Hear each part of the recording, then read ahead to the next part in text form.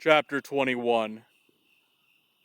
Buddy found himself in the basement with a knife to his arm, listening to Mommy stomp around in the kitchen above and laugh. He'd been unemployed for months, and another company just called to let him know he wasn't quite the right fit. They went with a man named the Duke instead. Buddy had never met the Duke but knew the name. In 7 months, Buddy got 7 interviews, and in 7 interviews, Buddy got 7 second interviews, and in 7 second interviews, Buddy got passed up for the Duke, who accepted the job 7 times. Now Buddy had moved into his mother's house, where she was retired and wine-drunk and laughing, and Buddy was in the basement cutting away at his arm to make himself feel better, but getting just a little more miserable with every cut. The next cut, though, Buddy knew the next cut would make things better. 1 cut later, there was a knock at the door, another cut, and there were 2 sets of feet stomping around in the kitchen upstairs. Another cut, and the laughter upstairs doubles, and 1 final cut, the one that's going to make it all better or all go away, the one that's going to make all this suffering into something worthwhile, and the door opens. "Hey, Buddy, there's someone here I want you to meet." When the great work throws you into the orbit of another, do not resist the gravity.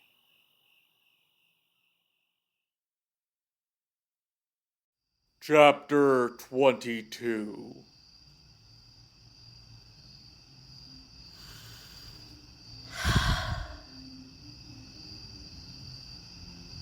Let us for a moment be still, and bow our heads and close our eyes, and each of us think on our place in the great work. Let us for a moment be silent,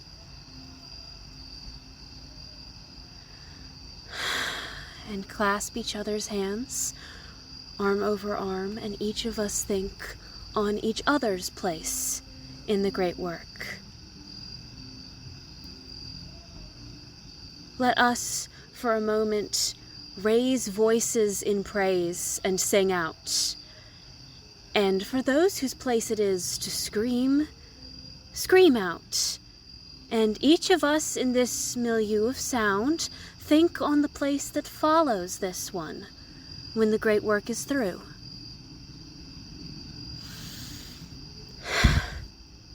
It is important to remember that there is no time for rest in the machinations of the great work, and there is only time for contemplation of the great work while enacting its machinations upon the earth to which we are bound.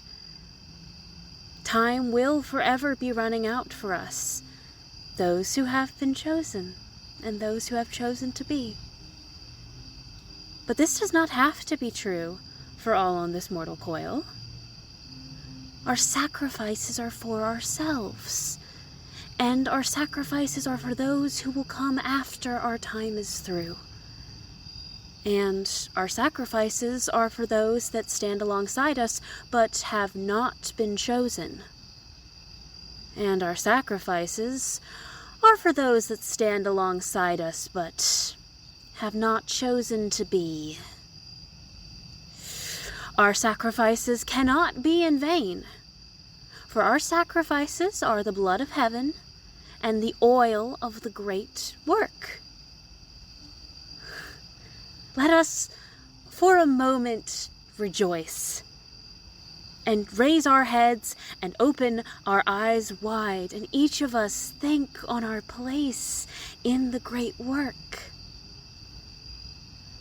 Let us, for a moment, rejoice and release our clasped hands and raise our open palms, and each of us think on each other's place in the great work.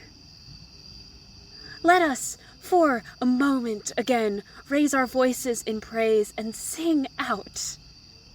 And for those whose place it is to scream, scream out. And each of us in this milieu of sound Think on the place that follows this one when the great work is through.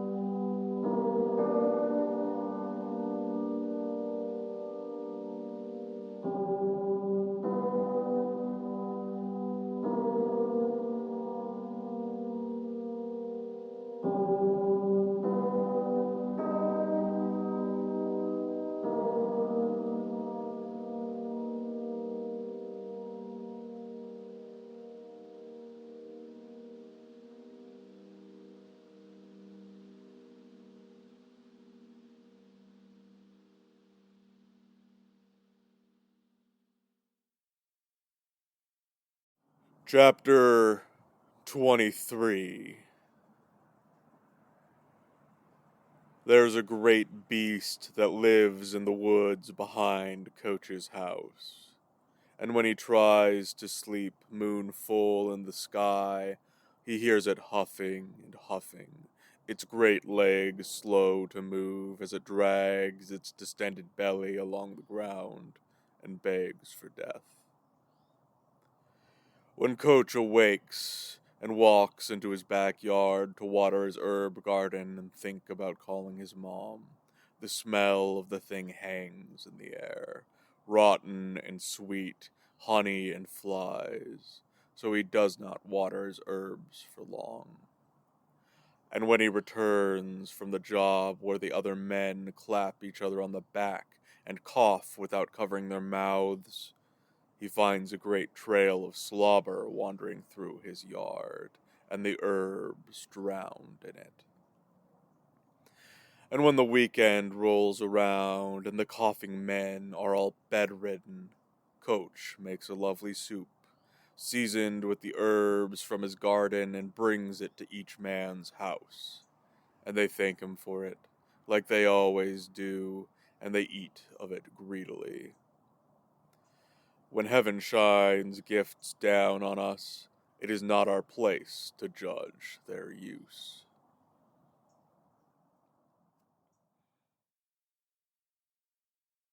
Chapter 24. Sweet music died on a Saturday evening. Halfway through doing her makeup, her heart gave out. She fell out of her chair and clutched at her chest while everything went dark. The woman in her attic took over from there, took the clothes from her body and copied the makeup on her face and followed the directions Sweet Music's friends sent all the way to the bowling alley. Sweet Music, as the woman from the attic came to be called, had stowed herself away in that sunless room for some time, listening and watching the previous Sweet Music's every word and action for nearly 3 years. When Monday came around, the new Sweet Music went to her old job and gossiped with all the women she only knew from when they came over to drink red wine with the old Sweet Music. And for 3 years, she was happy. The new Sweet Music died on a Saturday evening. Halfway through doing her makeup, her heart gave out. She fell out of her chair and clutched at her chest while everything went dark. The woman in her attic took over from there, took the clothes from her body and copied the makeup on her face and followed the directions Sweet Music's friends sent all the way to the bowling alley. It is often true that the parts we play are temporary, but that is all the more reason to play them well.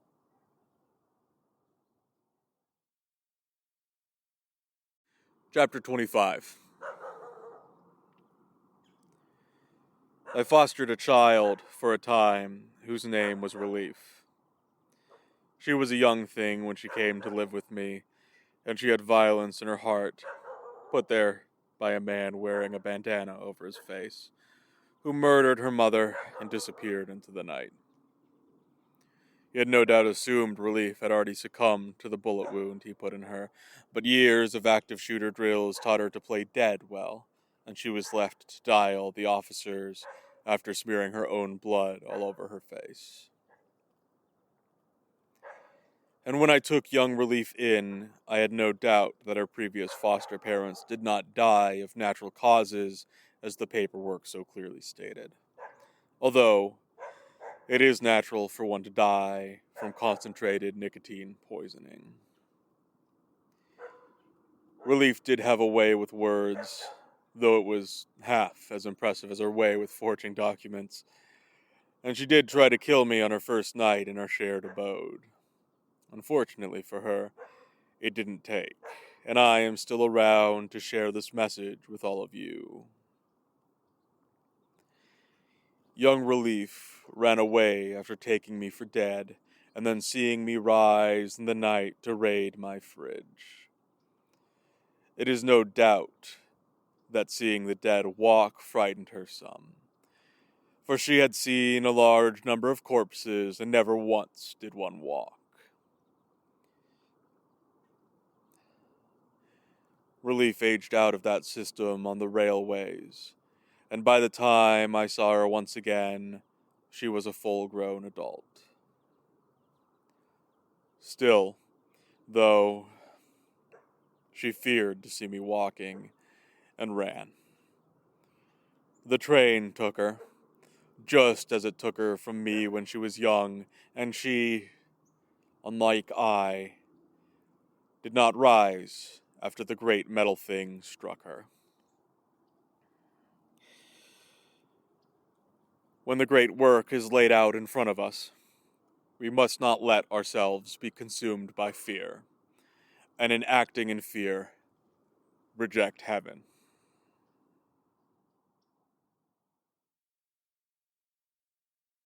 Chapter 26. Do the hound and the wolf recognize each other's howl?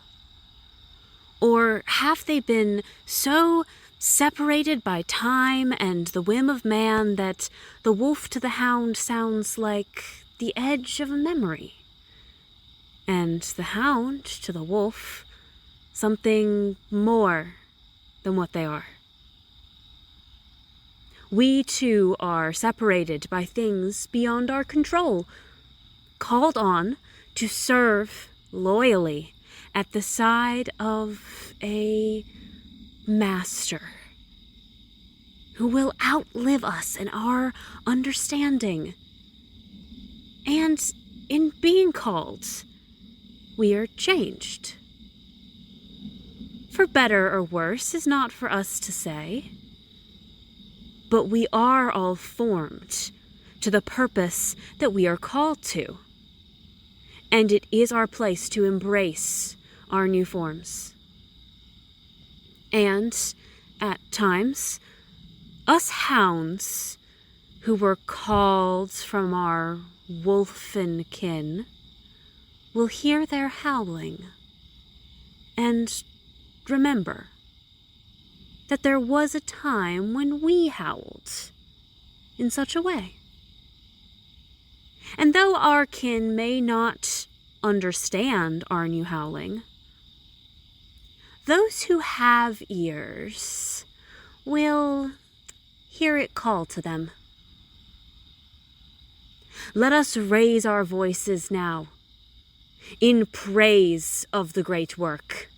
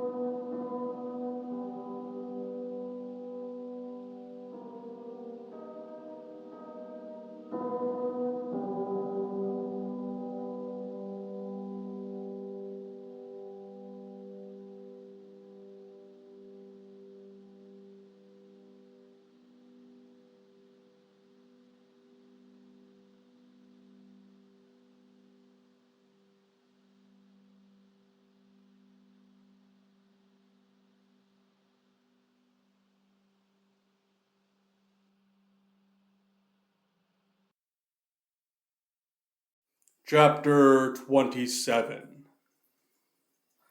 The neat freak was afraid of things so little that the neat freak couldn't see them. Because the neat freak knew that even one little murderous thing could kill it in a moment. Each morning, when its alarm clock rung at 6 a.m., the neat freak awoke and slipped its feet into its slippers without once touching the ground. The neat freak knew that the ground is where the little murderous things settled in the night, and, therefore, the neat freak did not touch the ground with its bare feet. If the neat freak were to touch the ground with its bare feet, the little murderous things that gathered in the ground would climb up its legs and enter its body through the holes that the little murderous things found at the top of them. Or else they would climb higher and enter through the holes in the face and the sides of the head. Or perhaps, and this was the thought the neat freak hated having, but nevertheless must have to stay on guard from the little murderous things, they would enter under the toenails and fingernails, wedging and squeezing themselves between the keratin and the flesh, not able to burrow deep enough to enter the body proper, but too deep to clean. The little murderous things would die there, leaving behind their bodies too deep to ever remove, and more would come. Over the months and over the years, more little murderous things would crawl and die under the finger and toenails until finally there isn't enough space for all the corpses of the little murderous things stored there.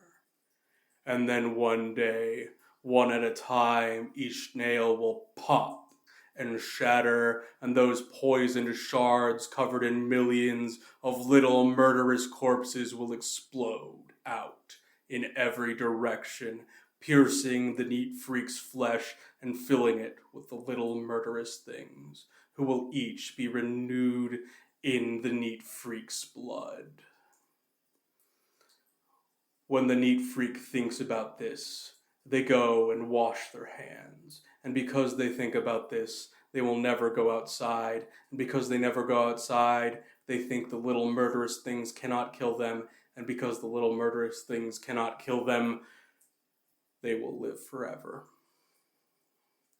One day, Bonehead breaks into the neat freak's house and shoots it twice in the chest and takes its TV.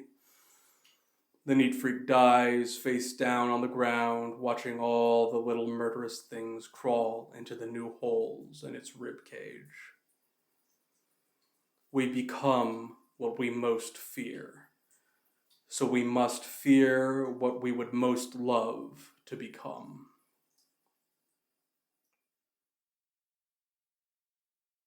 Chapter 28.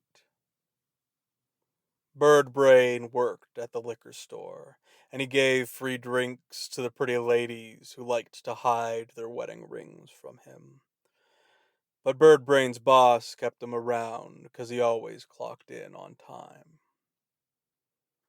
A storm came through Bird Brain's neighborhood one evening, knocked half the city over like a plaything, but Bird Brain still clocked in on time, even if he walked through the storm to do it. Liquor store got bought up by some bigger chain. Bird Brain's boss tried to explain it to Bird Brain, but it wasn't boss's problem anymore. So Bird Brain goes to clock in the next day, and the door's locked, and he breaks the door down, and the store's empty. There's nowhere to clock in. Bird Brain had a perfect streak. And Bird Brain had a lot of girlfriends he was expecting tonight, and Bird Brain didn't like to let people down, so he waits around until there's someone to explain this to. Now there are lights outside, the flashing kind with the colors, and Bird Brain knows they're here because he didn't clock in on time. But they don't understand. So he goes out shouting, loud enough to be heard over the sirens, "I was here on time!" And then Birdbrain was in a cell. Boss doesn't take his phone call. No one else to talk to. He spends the night there. Next evening, Birdbrain breaks out, goes back to the liquor store, still can't clock in, gets arrested again. And this cycle goes on for a long time. All those men are dead now. That liquor store that turned into another liquor store got knocked over. Today, it's a parking lot. For a while, storms kept pulling Birdbrain up and out of the ground, streets flooding, always dumping the corpse right where he'd clock in every day, right when he'd arrive for work. He's buried under that spot now, and he's got nowhere else to go. When we are called to put the great work into motion, we must be punctual. Chapter 29. The hardest part of our work on this mortal coil is the waiting.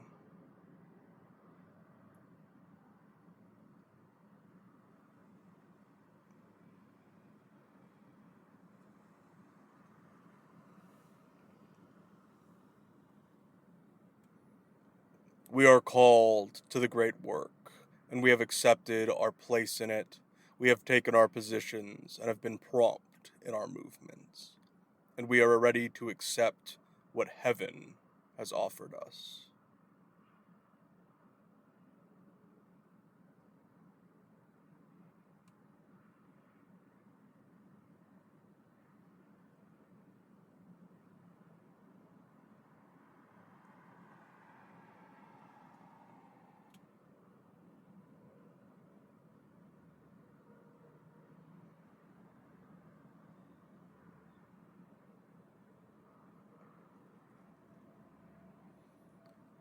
I think now about, of all things, black licorice, and how, with the good kind, the hard kind, the salted kind, you must place it on your tongue and wait.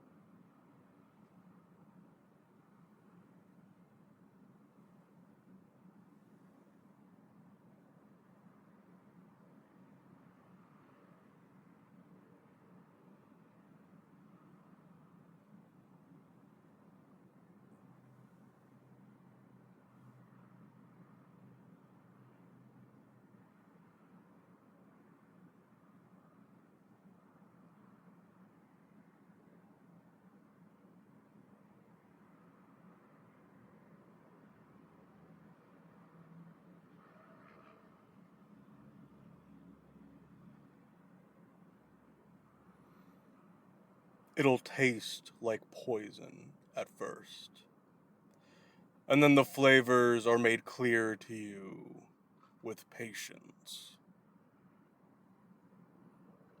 There are those who will be among us who will act with impatience, and through arrogance attempt to throw a wrench into the mechanism of the great work. And there are those who intend to throw those wrenches.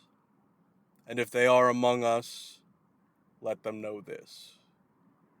If it is our place in the great work to wait, then we will wait. And our enemies' impatience will be their downfall. Our long work has just begun, but all the glory of heaven begins its lightest dancing on our tongues.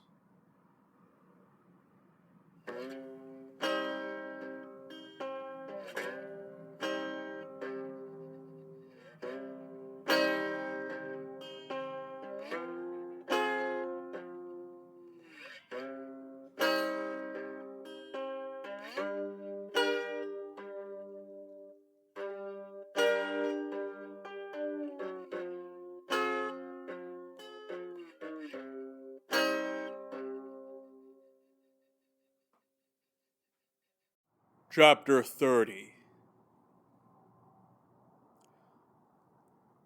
I had a friend named Big Dog who killed himself in the home goods department with a blender.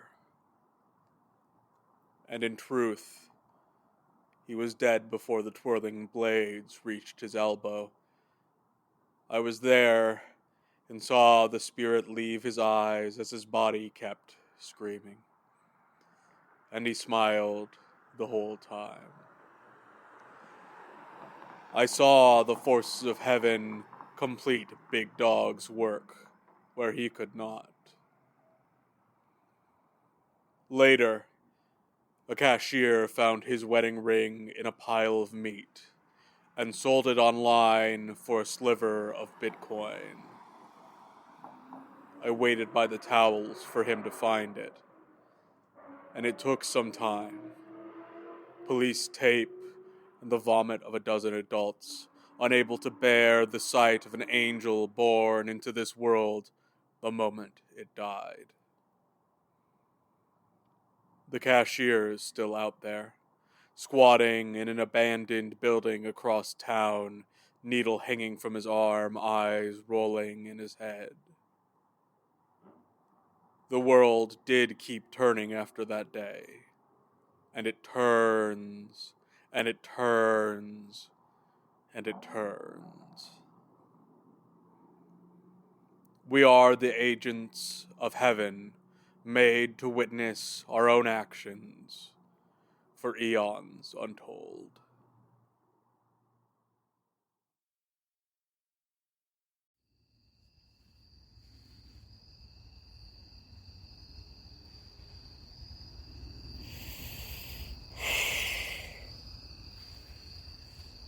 Tonight the moon shall rise, and you will find us howling. Tonight the moon shall rise, and you will find us howling. Tonight the moon shall rise, and you will find us howling. Tonight the moon shall rise, and you will find us howling. Tonight the moon shall rise, and you will find us howling. Tonight the moon shall rise, and you will find us howling. Tonight the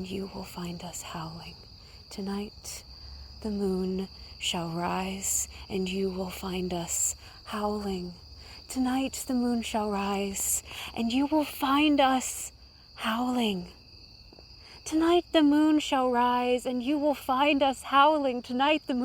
Tonight the moon shall rise, and you will find us howling. Tonight the moon shall rise, and you will find us howling.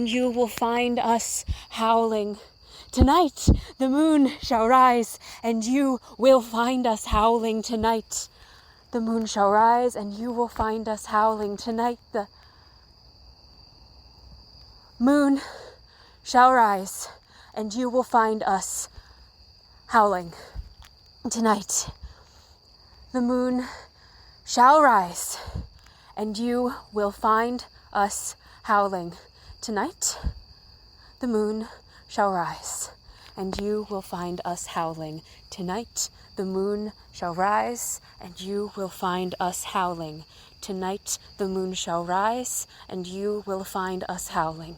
Tonight the moon shall rise, and you will find us howling.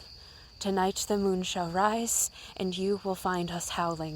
Tonight the moon shall rise, and you will find us howling. Tonight the moon shall rise, and you will find us howling. Tonight the moon shall rise, and you will find us howling. Tonight the moon shall rise, and you will find us howling. Tonight the moon shall rise, and you will find us howling. Tonight the moon shall rise, and you will find us howling. Tonight the moon shall rise, and you will find us howling. Tonight the moon shall rise, and you will find us howling. Tonight the moon shall rise, and you will find us howling.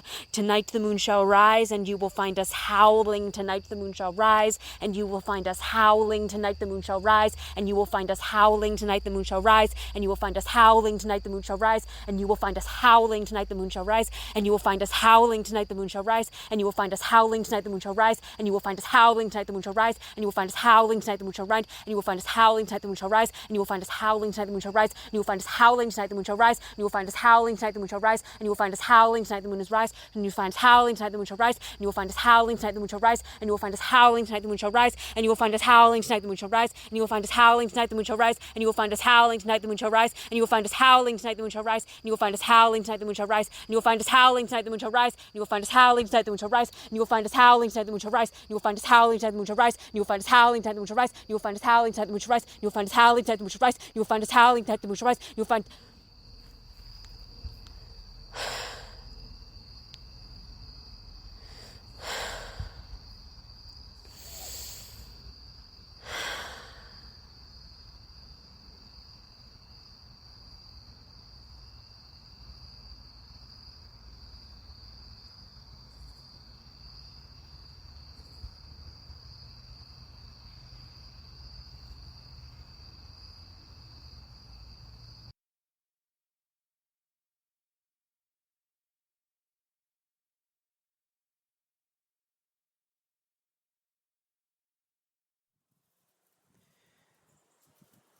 The Book of Ezekiel Bradshaw was written by Monte di Montalegre and produced by Wolf Mountain Workshop.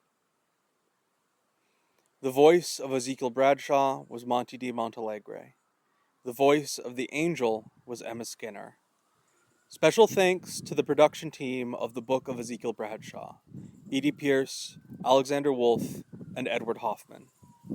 Additional acknowledgement to Alice Stillwell. And a very special shout out to the Slug, who is a car. You can find Wolf Mountain Workshop at wolfmountainworkshop.org or on social media at Wolf Mountain Workshop, wherever we happen to be. You can also find us on Patreon, where for $1 or more a month, you can join our exclusive Discord and gain access to bonus content, like a bloopers reel of all the times Monty messed up, Emma reading for Ezekiel Bradshaw, interviews, bonus written material, and more. That's at patreon.com/Wolf Mountain Workshop. Goodbye for now, and happy Halloween.